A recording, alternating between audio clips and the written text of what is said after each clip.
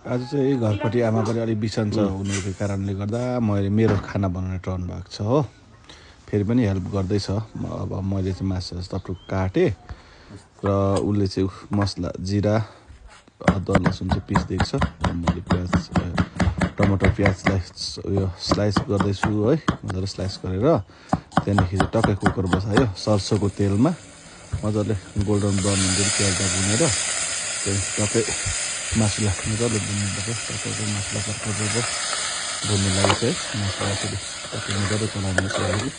त्यहाँदेखि चाहिँ ठ्याप्पै ढक्कन लाएर चाहिँ एकछिन राखेर त्यहाँदेखि फेरि एकछिन खोलेर मजाले चलाएर चाहिँ त्यहाँदेखि तपाईँले मारमसला के हाल्नुहुन्छ होइन। म चाहिँ सिम्पल मारमसला केही हाल्दिनँ। आज चाहिँ अब अलिकति कलर चाहिँ हालेको छु। अलिकति कलर पहेँलो देखियो भनेर अब साथीहरूले भन्दाखेरि चाहिँ अलिकति कलर हालेर अलिकति अर्कै खालको बनाएको छु।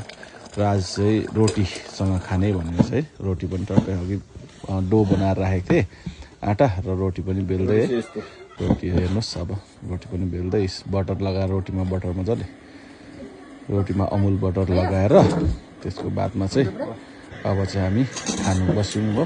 यसरी अब बाउ छोरा फ्यामिली नै चक्कै हो सबैजना बसेर खाना थालेछौँ।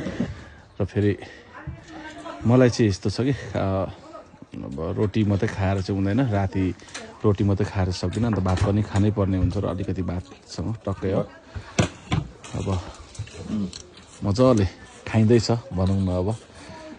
र तपाईँहरूले पनि अब बनाउन सक्नुहुनेछ यसरी नै। यसलाई अब कोरमा भन्छ, मटन कोरमा चाहिँ यसरी बनाउन सकिन्छ भनेर चाहिँ तपाईँहरूले भन्न चाहन्छु।